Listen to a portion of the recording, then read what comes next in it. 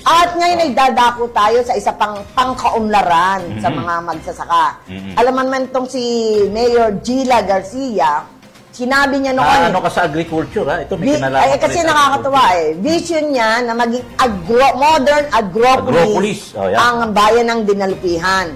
At talagang tinutuon niya yan. Dahil, di ba? Agropolis kasi binanggit mo, it has something to do with food security. Yes, agro. No? Tapos di ba sinimulan niya yan nung mag-ano siya sa Israel, di ba? Na nagbigay ng mga magagandang paraan paano tumubo ng marami o maunlad yung mga tanim ng magsasaka. Okay. Ngayon naman, talagang walang patid ang iba't ibang proyekto ni Congresswoman Gila Garcia para talagang maiangat ang buhay na ating magsasaka.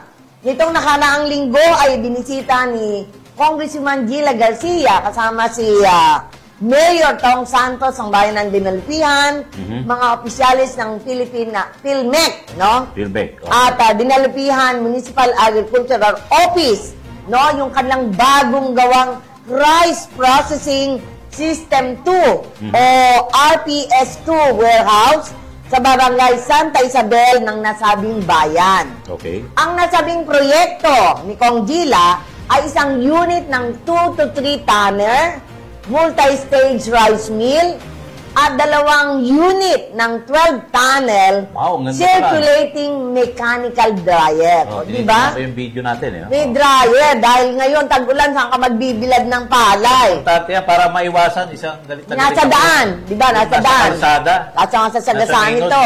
Binibilad yung mga palay, Senatoriano. At nakakatuwa kay Congresswoman, mula sa pagtatanim hanggang sa pag-ani, hanggang sa marketing, tinutulungan niya ang mga magsasaka.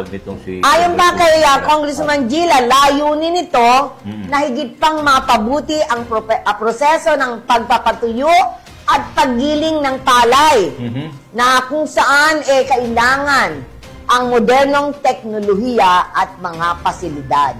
Diba? Ang galing, ha? So, abangan natin. Sana, bago buksan yan, ay maimbitahan tayo. Ang TV or na may cover yung pagbubukas. Yes.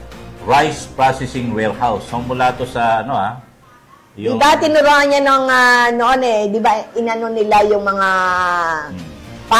yung lupa ng mga magsasaka. Diba? Pinagsama-sama lang hanggang maging 50 hectares. Tapos, paano magtatanim? Modernong pagtatanim, paglalagay ng fertilizer, hanggang sa modernong pag-ani. At ngayon naman, dahil na-ani, kailangan may warehouse, may dryer at pa-process naman ngayon. Yes. Pa-process. So yun po, talagang kita mo kung paano gumalaw si Congresswoman Gila Garcia na talagang tinutukan niya yung bayan ng Dinalupihan para maging modern agropolis.